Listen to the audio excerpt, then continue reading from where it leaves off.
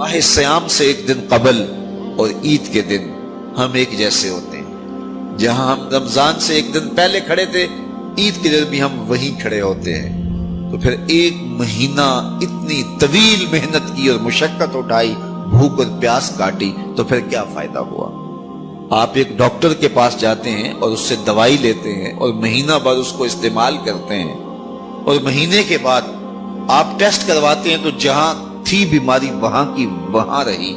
تو پھر دو باتیں ہیں، یا تو ڈاکٹر نے دوا ٹھیک نہیں دی، یا پھر آپ نے دوائی کے ساتھ پرہیز نہیں کیا اور جہاں تھے وہیں کے وہیں کھڑے رہ گئے.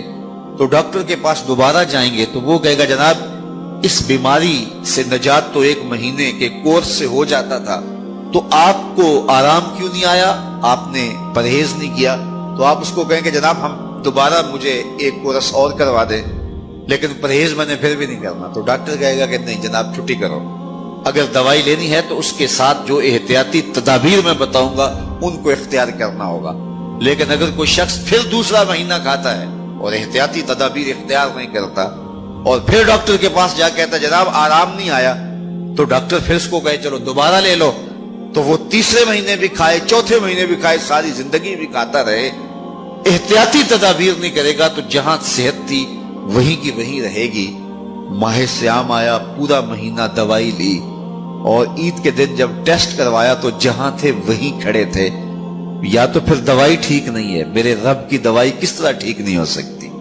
جب اس نے کہا ہے لعلکم تتقون، تم روزے رکھو میں ضمانت دیتا ہوں تمہیں تقوی ملے گا، تو پھر تقوی نہیں ملا ہے تو پھر ہم نے روزے کی احتیاطی تدابیر کو اختیار نہیں کیا ہے اور اتنی طویل مسافت کاٹی ہے، مشقت کاٹی ہے، بھوک کاٹی ہے، پیاس کاٹی ہے.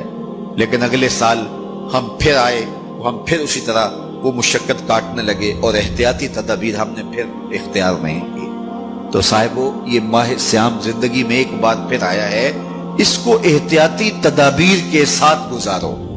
من لم یدع قول الزور والعمل بہ فلیس للہ حاجۃ فی ان یدع طعامہ وشرابہ. کہا جو جھوٹ اور جھوٹے امور اور کام نہیں چھوڑتا اس کے بھوکا اور پیاسا رہنے کی کوئی ضرورت رب کو نہیں ہے.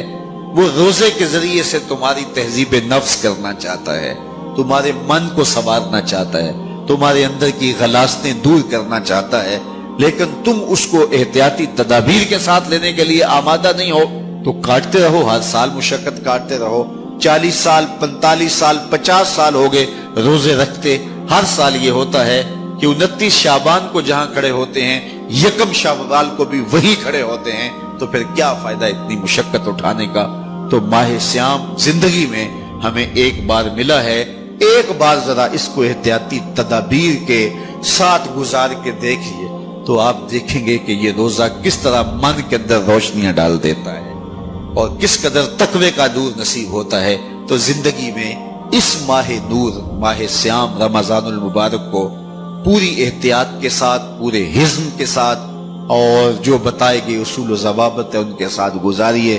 آنکھوں پہ بھی پہرا بٹھائیے، خیالوں پہ بھی پہرا بٹھائیے، سوچوں کو بھی آوارہ نہ ہونے دیجیے، رزق بھی پاک لیجیے، اور زبان پر بھی کوئی ایسا جملہ نہ آنے پائے جو رب کی ناراضگی کا سبب ہو.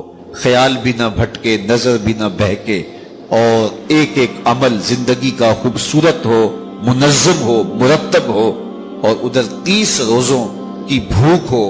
اور پھر نتیجہ کیا ہوگا؟ میرے رب نے وعدہ دیا ہے لعلکم تتقون، تمہیں تقوی کا نور نصیب ہو جائے گا. تمہاری زندگی ایک عجیب کیفیت میں ڈھل جائے گی اگر تم روزے کو اس کی حقیقت